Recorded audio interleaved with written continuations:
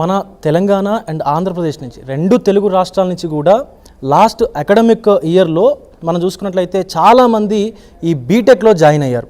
అలాగే ఇంటేకు ఎంత ఉంటుంది, ఎందుకంటే కొన్ని యూనివర్సిటీలు వేల కొద్ది స్టూడెంట్స్ని జాయిన్ చేసుకుంటా ఉన్నారు. అలాగే దానివల్ల ఈ యొక్క క్వాలిటీ ఆఫ్ ఎడ్యుకేషన్ అనేది ఎలా ఉంటుంది, దీనిపైన ఇంపాక్ట్ పడుతుందంటారా? చాలా మంచి క్వశ్చన్ అడిగారండి.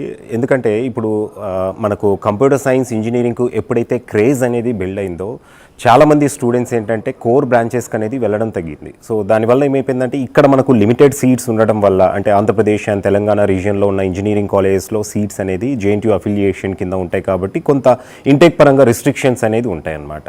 సో అక్కడ ఏమవుతుందంటే స్టూడెంట్స్ ఇక్కడ సీట్స్ దొరకని వాళ్ళు ఎక్కువగా నార్త్ ఇండియా వైపు వెళ్తున్నారు. అంతేకాకుండా కొంతమంది స్టూడెంట్స్ మంచి యూనివర్సిటీస్ నార్త్ ఇండియాలో ఎక్కడైతే ఉన్నాయో అక్కడికి ఆటోమేటిక్గా సెర్చ్ చేసుకునేది వెళ్తూనే ఉన్నారనమాట. అయితే దీంట్లో మనం జీడీ గోయింకా యూనివర్సిటీలో ఇంటేక్ పరంగా కొన్ని రిస్ట్రిక్షన్స్ అనేది ఉంటాయండి. అంటే వేల కొద్ది ఇక్కడ స్టూడెంట్స్ అనేది మనము ఇక్కడ తీసుకోవట్లేదు. సో మనం తీసుకుంటే లాస్ట్ అకాడమిక్ ఇయర్లో కూడా జీడీ గోయింకా యూనివర్సిటీలో చాలామంది తెలుగు స్టూడెంట్స్ అనేది జాయిన్ అయ్యారండి. అది ఓన్లీ 240 మాత్రమే. సో కంప్యూటర్ సైన్స్ ఇంజనీరింగ్, అలాగే కంప్యూటర్ సైన్స్ ఇంజనీరింగ్లో మనం ఆఫర్ చేసే specialisations artificial intelligence and machine learning తీసుకున్న, డేటా సైన్స్, సైబర్ సెక్యూరిటీ, అలాగే ఎలక్ట్రానిక్స్ అండ్ కమ్యూనికేషన్ ఇంజనీరింగ్లో, ఏరోస్పేస్ ఇంజనీరింగ్లో కూడా మన తెలుగు స్టూడెంట్స్ ఉన్నారండి.